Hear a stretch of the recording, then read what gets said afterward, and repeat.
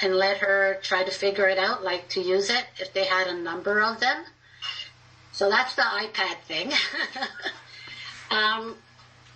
And what I wanted to really focus on was that right when the COVID started in March 2020, they were so short in staff that they ended up having 2 caregivers come on the floor to help them. So these 2 caregivers weren't changing people or dressing people. They were there just to provide some company and help out in whatever way they could. Feeding, company. And my mom got to meet these 2 caregivers, and she really liked them. They came and sat and talked with her and just spent time with her. That's the number one thing that she needed, just someone to come in and spend some time with her.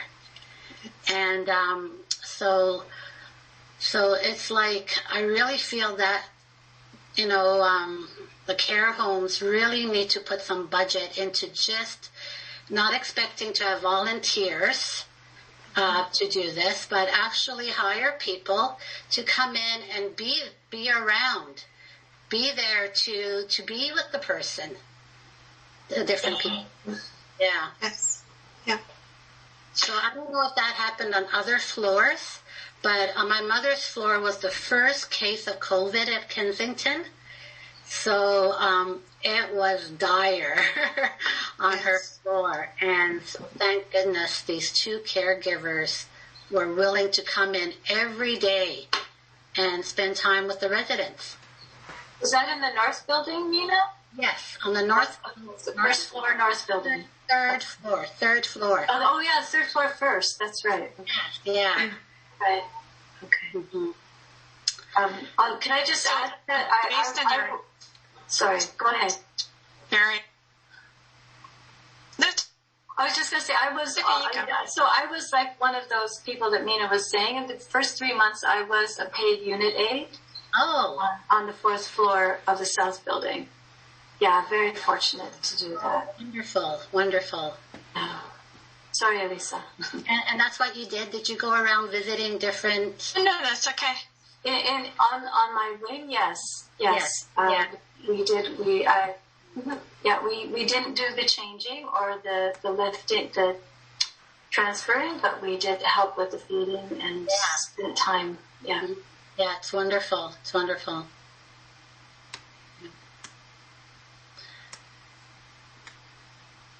And have you seen it since? About the toolkit itself, or how you see? I think Brenda's got her hand up.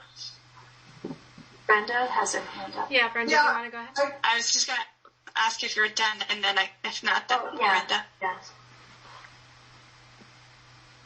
I think my mother might be the hardest to, the type that's the hardest for this to help, because she does need the swing lift, and she's not going to leave her room, double bed, and she's not very demanding verbally anyway. And I think that it's really, really hard for them because, especially when there's a mass isolation, the schedules cannot be kept to. And so even something as basic as my mother not getting the transfer after dinner at the usual time is incredibly distressing to her. And we all know about squeaky wheels. I hear them down the hall. Well, of course, they're going to get helped first. Or the woman that wants to walk into my mother's room, she's got to be sorted out. So I don't know how you get a toolkit to do that. But when I read through the personal and listened to the example of the former nurse, which my mother is also, but nobody ever reminds her of that or treats her with the respect of being a former nurse, except the family, just as a matter of interest. But and so I think what they end up having to do, and the care has been fabulous, is focus on her physical needs and her medical needs, and that's it. Nobody ever, because she participates in a lot of activities, nobody bothers about that. Because they don't have time, and there are people who need it more, obviously. So I bet if we asked her caregivers whether she liked word games or puzzles or any of the things she does like, they wouldn't even remember anymore. They're so pressed. And so I'd like to figure out how, I got to believe my mom's not even on dementia floor, but she's also got serious dementia. There must be quite a few people like my mother who I don't honestly think this is going to address, because I don't think with the most wonderful will in the world that the staff are going to be able to get to it. Mm-hmm. I'm not being negative when I say that, I'm trying to be realistic, but I'd like to put in a plea for how would you and how would we, how would the people like my mother, and even recognizing the importance of the schedule precisely is huge for her. I mean, our hope is the toolkit will help with that, in as much as helping identify what is most important to the resident, whether it is, as you say, for example, something as seemingly simple as focused on the schedule. So following their schedule is important to them. The toolkit does try to focus on reminding people that there is an obligation to support a person that is isolating. And that support needs to be personalized to them. No, I understand that. I have absolutely no criticism of anything. No, I'm not suggesting it's a criticism, but this is really important for us to hear too, is that there's a need for more examples of different kinds of residents to help the staff imagine different types of needs, not just the squeaky wheel, as you say, Brenda. And to Mina's point, getting caregiver, I mean, I go most days a week. I have a great relationship with their caregivers, but I don't think we've ever sort of filled in a sheet together or anything like that. And I know there was a profile like this done because I did it when she moved in a couple of years ago, but I don't even know if anybody would see that. But they will be, depending on where your mom is and in general where anyone's loved one is, they will be putting up a binder with the worksheets in there for you to have access to help fill it. So that's just going to be rolled out in the next week or two. Anyway, caregiver involvement, including those who can't come in. We have several family members in town. The ones who aren't essential caregivers, I FaceTime them anytime I can. My mother loves it. They get 30 seconds, she's done. But, and they have input, but only, it's casually via me, so.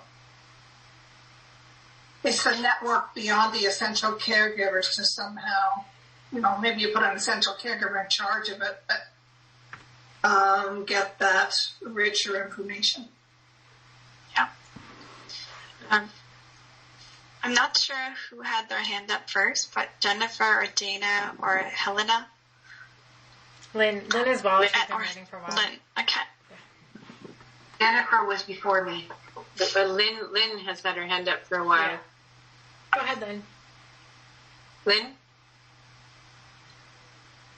Correct. Can you hear me? Or did I mute? You're good. Now you're not on mute. Now you're good.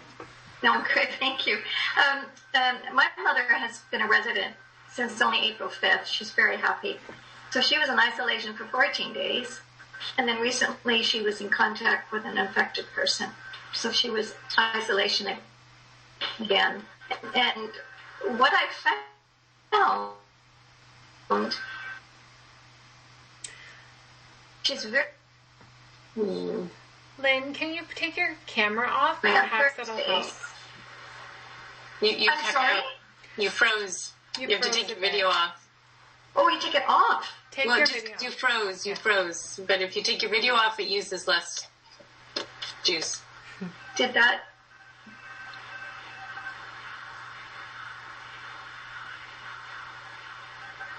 Oh, I'm sorry.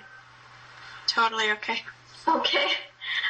Just something that I've started to do, because I have my PCR test every Thursday morning. I stay and I have lunch with my mom, and I take my voice speaker, we listen to Frank Sinatra. And I wish I had thought to do that sooner. as a designated caregiver, I